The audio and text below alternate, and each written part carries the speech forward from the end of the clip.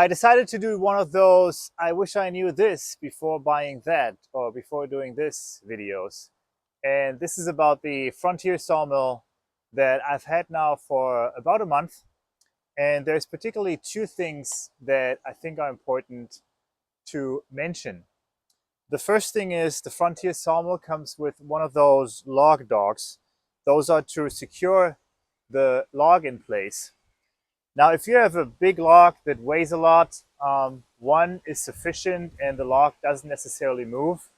But if you cut shorter ones that don't weigh as much or are just light, then if you just secure it with one of those log dogs, the moment the saw touches the wood, it just moves around because of the physics of the force that applies. So in this example, as soon as the saw touches it, the log just moves this way. And that happened to me in one of my other videos. So I do recommend buy another one, another log dog. It comes like this with those two main pieces and a couple of bolts to fix it. Now, the second purchase I did are those cam dogs. Those are like this. Those are secured using that bar from the log dog, so you cannot just buy two of those. You need to buy another log dog to put them in place. And now those are especially for cants, so you wouldn't damage the wood.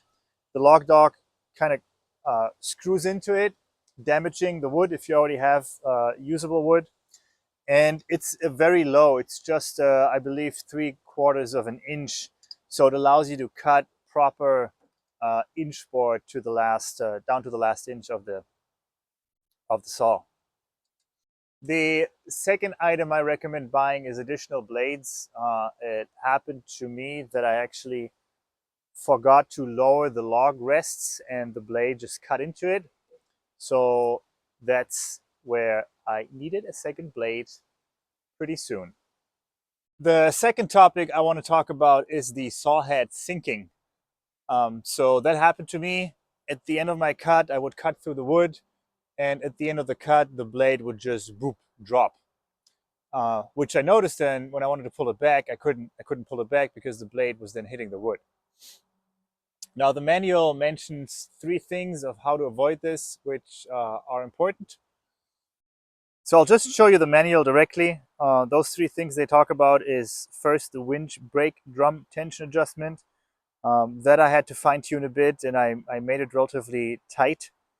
The second is the winch brake drum cable wound backwards during installation. That didn't happen to me. I think that was relatively straightforward of how to do that. And the third one is the winch crank handle turned in wrong direction. So it's important that when you turn it clockwise, the saw head needs to move up. You can see how the cables are winding. So if it does move upward when you turn it counterclockwise, you just go all the way down and continue turning it clockwise, so then it would eventually go up again. The second thing that needs to be adjusted correctly to make sure the saw head doesn't drop is this winch tension cable. If you turn it clockwise, the tension increases. I recommend playing around a bit. I have it on this height. The tension is pretty high, but also the tension cable is a wear item. So this, I believe, would have to be adjusted depending on the use of the sawmill.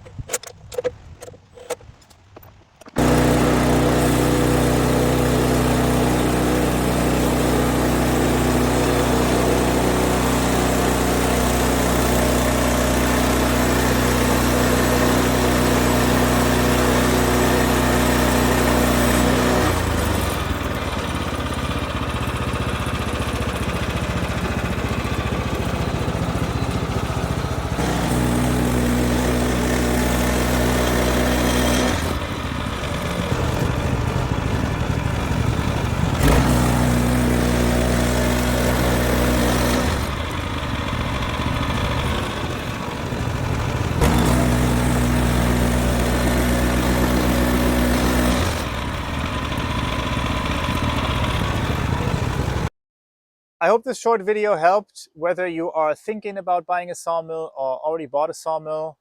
If you think so, give this video a like, subscribe to the channel.